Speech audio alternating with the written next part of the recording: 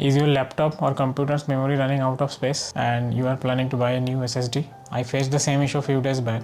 If that's the case with you, then chances that you might be thinking of buying a new external hard drive, probably a new SSD. I also thought about the same, but I did not buy it because there is a better and cost-effective solution. I'm going to tell you that in this video.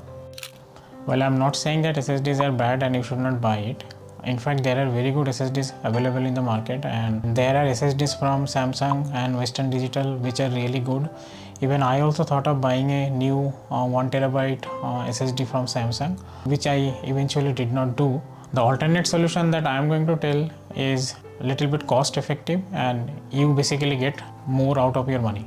When it comes to external storage, there are basically two options available in the market. One is that old days hard drive, which is disk based rotational hard drive. Most of our old computers and laptop, we used to have that hard drive, and the other option is SSD. Currently most of the laptop and computer use SSD. Nowadays, if you want to buy external storage for your laptop and computer, it is always recommended to go with SSD instead of hard drive, because SSD is fast. You can buy SSD pretty cheap. It's not that expensive.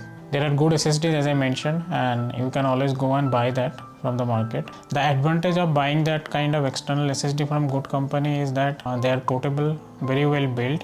There are SSDs which are water and dust resistant, and even if you drop from a certain level, then it will not be damaged, as that is what the company claims. But if you want to create your own external storage, then it is not that complex.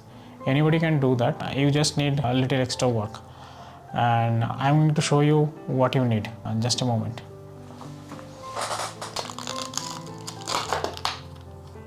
You just need two things, one SSD card and one enclosure. That's it. Now here are a few things that you need to consider while selecting the SSD card and enclosure for your external storage. I did spend the time and did my own research, and I'm going to tell you exactly what I did, and this might save some of your time in order to finalize or choose the right SSD and enclosure for you. So when it comes to external hard drive, one of the key things that you need to consider is about the read and write speed. In a non-technical terms, it's just how fast your computer can write something in the drive and how fast it can read from the drive. It is a very crucial thing because the performance of laptop and computer depends on this read and write capability, and depending on that, it may feel very fast, smooth. But let's say you buy a new SSD with read-write speed of 3500 megabyte per second. But that does not necessarily mean that your computer or laptop will be able to read or write at that speed.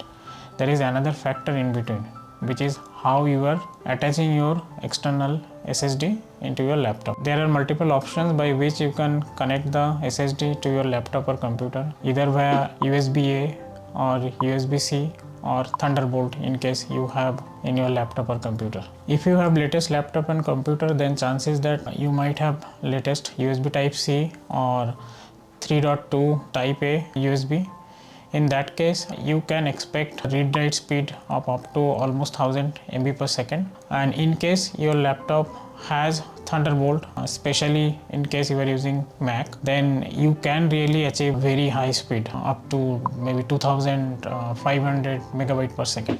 But if you are using old laptop or computer, then chances that your USB type will be old Type A 3.0 generation, and in that case the read-write speed may be limited to 500 to 600 MB, not more than that.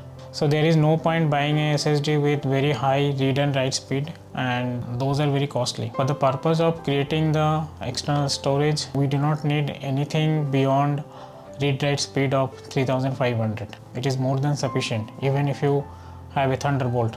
Second thing that you need to consider while buying the new SSD card is the interface type. There are two types, one SATA and the other is NVMe. Now SSD card can come with either of these two type of interface, and depending on the interface you need to choose the correct enclosure also. SSD card that comes with SATA interface can have a read-write speed of around 500 MB per second, which is still better than the regular hard drive, which is having read-write speed of around 160 MB per second. The other type of SSD interface is NVMe, which is capable of very high read and write speed. You can easily get SSD card with NVMe interface that can support read write speed of 7500 MB per second. So if you have older laptop and computer with older generation USB type, then you can go ahead with SATA interface type SSD, which is a little bit cheaper than NVMe type, because the SATA interface type will give you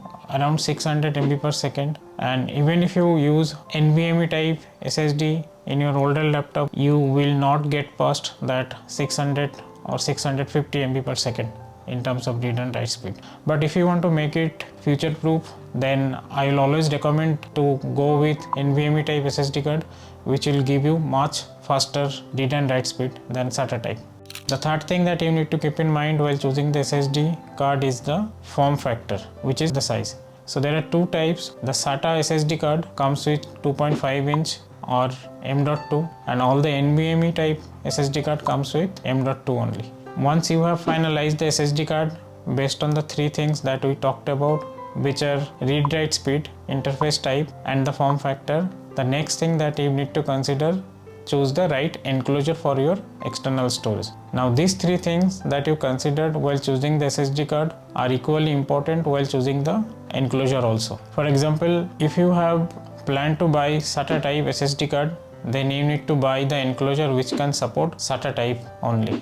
If you buy NVMe on and try to use SATA type SSD card in that, it will not work. Similarly, if you plan to buy the SSD card with very high read and write speed that you want to use your Thunderbolt, then you need to ensure that your enclosure can also support that. For example, if you plan to buy SSD card with read write speed of 5000 MB per second, then you need an enclosure which can also support that kind of read write speed while using the Thunderbolt.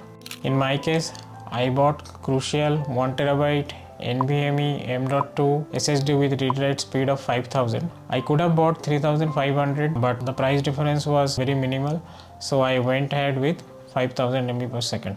And for the enclosure, I bought one from Orico. It supports speed of 10 gigabit per second, which is almost equivalent to 1250 MB per second, sufficient for my laptop. And it supports connectivity Type C and USB Gen 3.2 and 3.1.